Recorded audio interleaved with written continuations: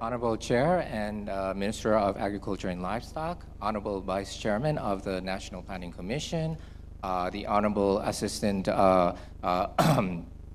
Director General and Regional Representative for FAO Asia and the Pacific, the Honorable United Nations Resident Coordinator in Nepal, other honorable dignitaries, respected guests, media representatives, ladies and gentlemen.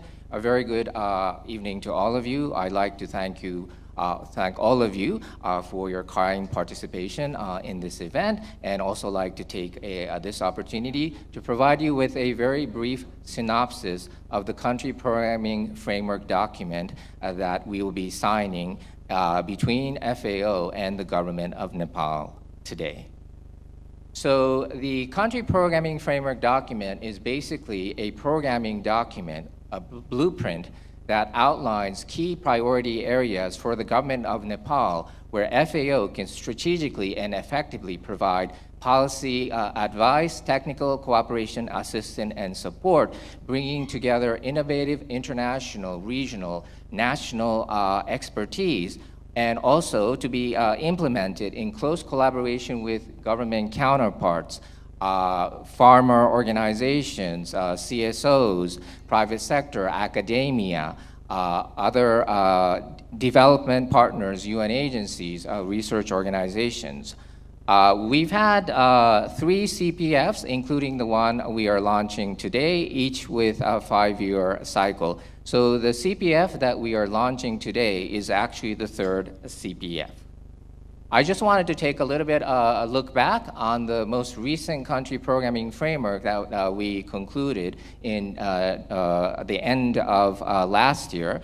We had 3 primary outcomes. The first one, focusing on enhancing agricultural production and productivity, enhancing access to markets, and promoting sustainable consumption with the aim to eradicate hunger and reduce malnutrition. The second one, outcome, focused on climate resilient natural resources management and food production systems. And the third, strengthening inclusive and gender responsive livelihoods enhancement and poverty reduction. Thanks to the very strong support of all of you here, we had a very successful implementation of the previous cycle, which ran from 2018 to 2022. We implemented a total of 35 projects, and we are pleased to note that we also exceeded our initial resource mobilization target, which was initially $30 million. We ended up mobilizing almost $59 million, double the target. So again, I'd like to take this opportunity to thank you for all your contribution in ensuring the success, and we also look forward to similar success for the next CPF that we are launching tonight. I also wanted to underscore that the country programming framework that we are launching today is closely aligned with key government policies, strategies, and priorities, starting with the Constitution of Nepal, which enshrines the right to food as a basic human right. And of course, we have the Food Sovereignty and Right to Food Act as one of the policy instruments. Also, there are key sectoral strategies, such as the Agricultural Development Strategy, key sectoral policies, such as the National Agricultural Policy, National Forestry Policy, and so on.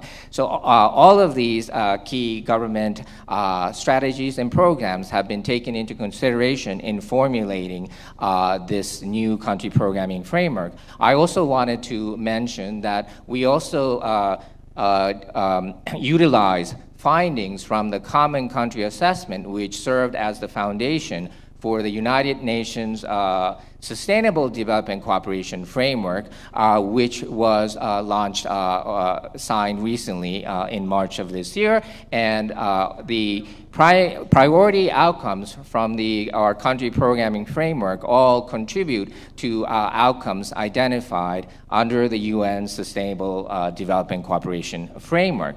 We also made sure that the priority outcomes identified under the country programming framework have very close linkages with FAO corporate priorities, such as the 10-year FAO strategic framework, and especially the 4 pillars under that strategic framework: better production, better nutrition, better environment, and better life.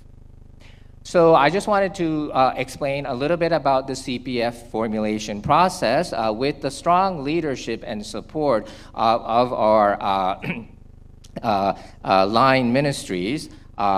We had a very participatory consultative process in formulating this country programming framework. We started out with a desk review in August of last year, which was followed by the preparation of a zero draft. And for the first time in the CPF formulation history, we also had consultations at the provincial level, taking into consideration the 3-tier government structure of Nepal. And we wanted to make sure that the needs, the voices, and the priorities of provincial and local stakeholders were captured. After that, a final draft was prepared, and also we had series of validation and consultation workshops, and we have happily arrived at this signing and launching tonight. Now, I'm not going to, for the interest of time, I am not going to go into a lot of detail, but I think this slide that that you see on the screen very much captures the close alignment of the CPF priority outcomes with that of national priorities and FAO and UN framework and priorities. The first priority under our country programming framework focuses on sustainable agri-food systems transformation and inclusive socio-economic development. The second one focuses on food security, safety, and sustainable consumption for reduction of hunger and malnutrition. The third aims to strengthen sustainable natural resources management, climate resilience, disaster risk reduction and management.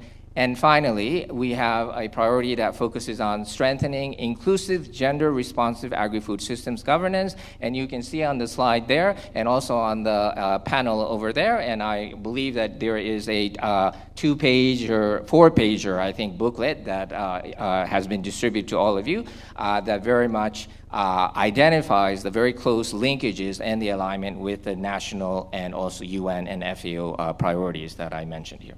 Now, just again, I'm not going to go into too much detail, but this is a snapshot, basically the results framework for our country programming framework document that clearly illustrates the linkages between the priority outcomes identified under our country programming framework and that of the priority outcomes under the United Nations Sustainable Development Cooperation Framework.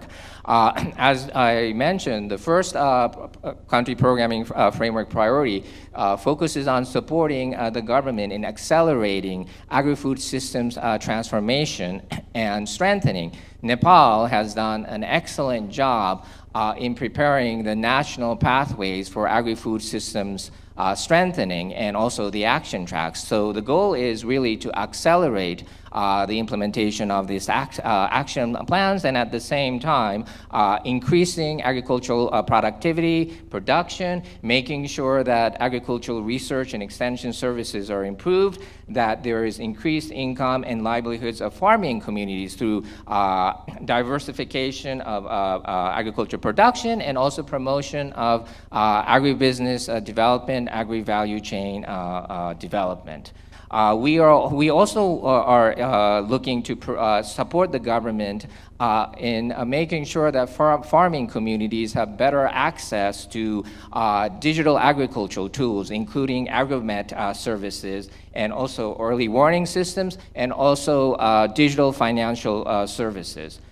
We also have an output that is also looking at improved food security and nutrition for urban and peri-urban population, and also finally there is an output that looks at enhancing utilization of fallow and abandoned land.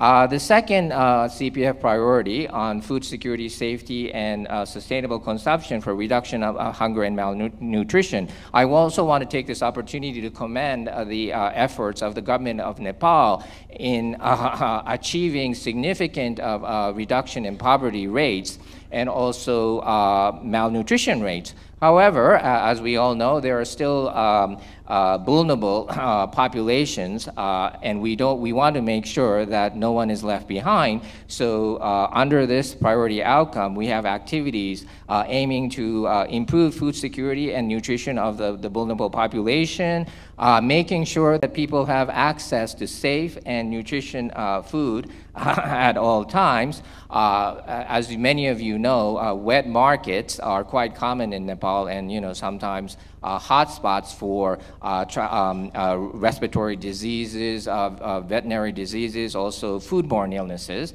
And also at the same time, there is this street food culture that's emerging. So we want to make sure that everyone has access to safe and nutritious food at all times, especially the most vulnerable. And there is an output that focuses on providing support for the acceleration of the implementation of the Right to Food and Food Sovereignty Act.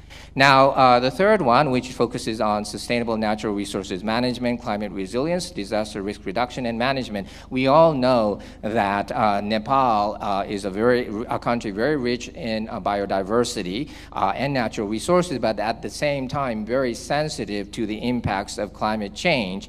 And we are seeing extreme weather events, floods, landslides, and also rising temperature affecting agriculture production patterns. So we want to make sure to support the government in strengthening the policy environment for sustainable, climate resilient, climate smart natural resources management and also agriculture production systems. We also want to make sure that the ecosystem services that agriculture production systems and also a lot of these natural resource management activities rely on are protected and restored. At the same time, climate change is resulting in increased occurrences of animal health and transboundary animal health and zoonotic diseases. So we want to make sure that we are also supporting the government in their efforts to minimize animal health zoonotic diseases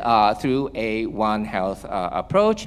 Finally, there is an output that focuses on green city initiatives. And the last one, again, the last country programming framework priority focuses on inclusive, gender-responsive agri-food systems governance. Again, this is really the strengthening of the concept of leaving no one behind. We want to make sure that the most vulnerable communities have access to institutional services, that they are capacitated, and they also have information and strengthen capacities for agricultural, strengthen capacity for information systems and services, which is very important to monitor the efficacy and effectiveness of all these interventions that we're planning. And as you can see, all of these priorities are very directly contributing to the priority outcomes identified under the UN Sustainable Development Cooperation Framework. So just very quickly, I wanted to talk a little bit about the management and implementation arrangements.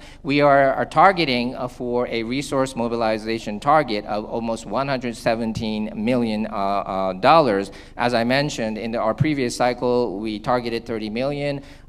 We ended up mobilizing resources of 60 million. But we are hopeful that under this current programming cycle that we can even double that, and we are looking to catalyze resources from potential both bilateral and multilateral development partners, FAO's own core resources. We also want to make sure that we enhance partnership and engagement with the private sector, especially on technical cooperation and innovation. And also, under the previous country programming framework, we had excellent collaboration, joint programming and implementation with UN agencies and other development partners, which we hope to continue in this current cycle. The CPF the oversight mechanism is a steering committee comprised of various line ministries.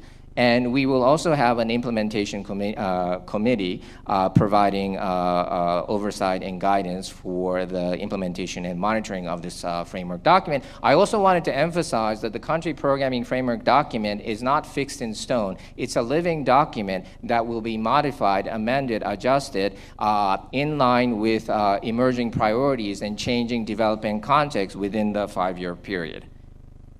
As mentioned, for the implementation, we will support the government in collaborating with all 3 tiers of government, with the partners that you see there, all the CSO organizations.